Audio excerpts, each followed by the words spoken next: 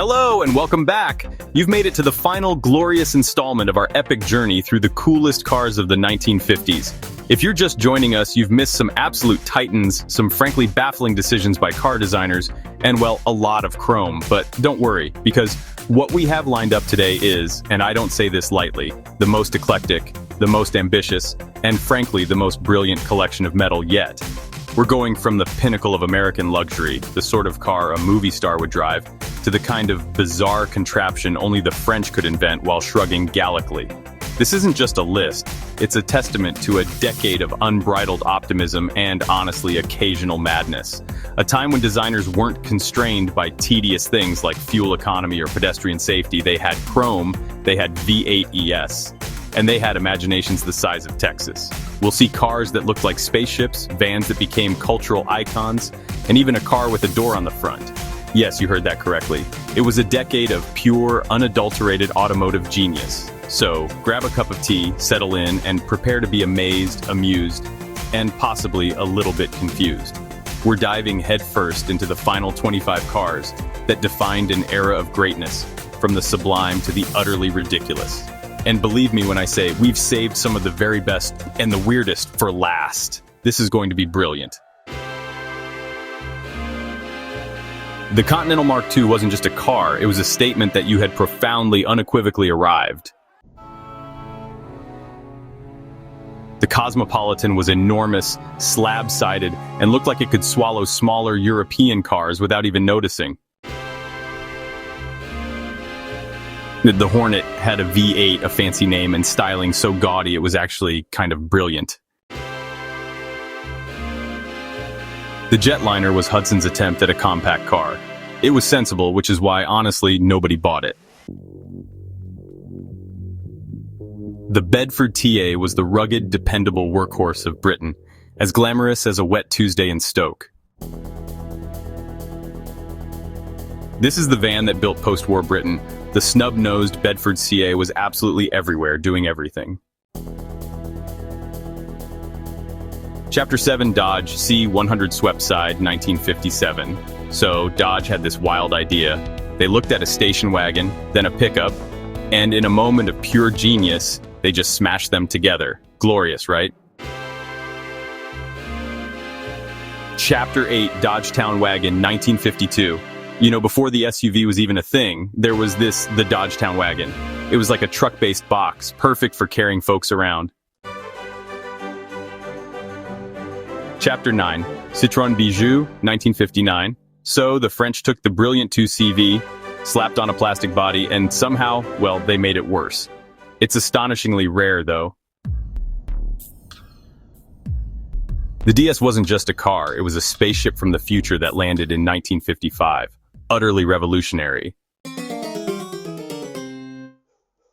The Ford Popular was basic, no-frills motoring for the British masses. Simple, honest, and, well, dreadfully slow. That reverse-raked rear window wasn't just styling, it was a statement. A brilliant piece of British eccentricity, for sure. Chapter 13.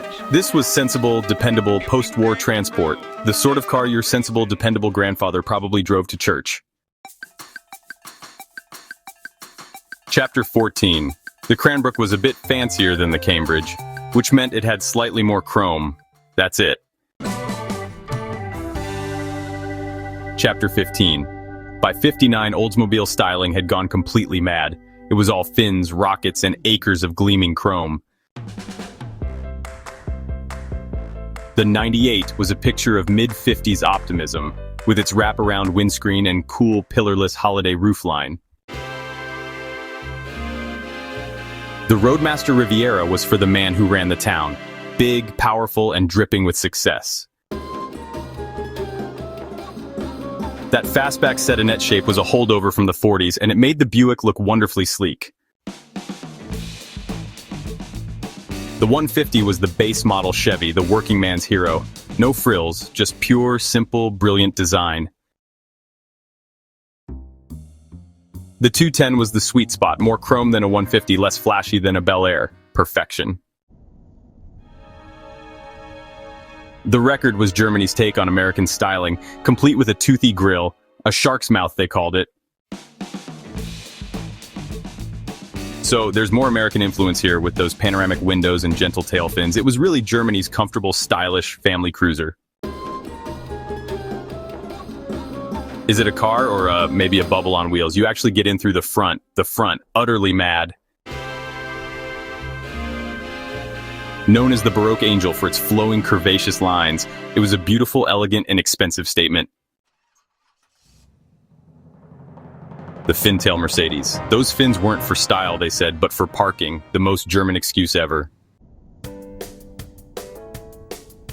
And so our monumental survey of the 1950s comes to an end.